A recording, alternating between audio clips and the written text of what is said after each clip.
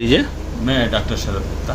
हाँ डॉक्टर साहब, ये जो पूरी जांच कमेटी आईएमए आगरा की तरफ से गठित की गई, आप उसमें मेंबर थे, अब आपने उस कमेटी से अपने आप को अलग कर लिया है और कहीं ना कहीं मन भी आपका व्यथित है। जिस तरह से आपसे बात हो रही थी अभी, क्या आपकी पीड़ा है, किस तरह से आपने इस मामले में अपने आप को अलग किया है? देखिए, ये कोविड काल बड़ा दुखदाई रहा।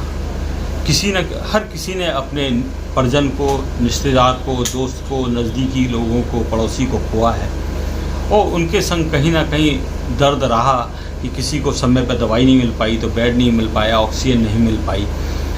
तो इसी क्रम में आगरा में एक वीडियो वायरल हुआ और बहुत बड़ी घटना आई कि इस तरह से हुआ है।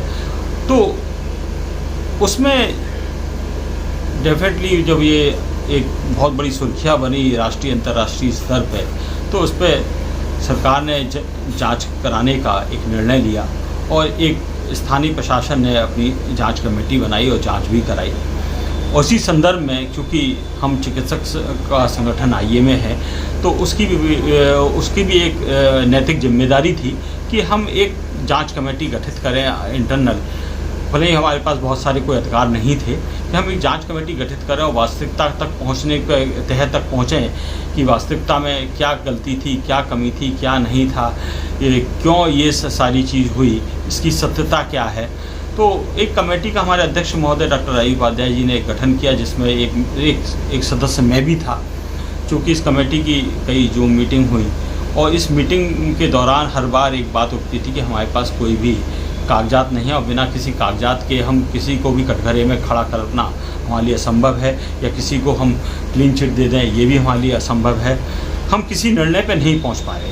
चूँकि मैं बहुत सारे पर्यावरण के केसेस में जनहित याचिकाएं माननीय सर्वोच्च न्यायालय एनजीटी में मेरे दाखिल होती हैं, तो मैं न्याय की एक प्रक्रिया से भली भांति वाकिफ़ हूँ। आपने सर कहा कि इस मामले को लेकर तमाम जो लोगों के फ़ोन इवन अमेरिका तक से लगातार आए और आपका लगातार आप व्यथित होते रहे कि इस चीज़ को लेकर सत्यनिष्ठा पर सवाल खड़े हो रहे हैं, वो क्या है सर पूरा मामला? हाँ, पिछले 2 दिनों से दैनिक समाचार पत्रों में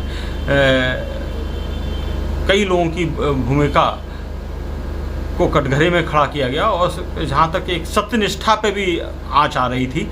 ऐसा लग रहा था कि हम शायद सत्यता से जांच नहीं कर रहे, कहीं ना कहीं किसी को बचा रहे हैं। तो ऐसे में जब मेरी सत्यनिष्ठा ही दांव पे लग जाए और मैं खुद जब जनता की तरफ से फरियाद करता हूं, तो मैं कहीं किसी को ये नहीं चाहता कि कहीं कोई ऐसा ना चला जाए संदेश कि हमने कोई ऐसा गलत काम किया, जबकि मैं बहुत ईमानदारी से हम लोग काम कर रहे थे।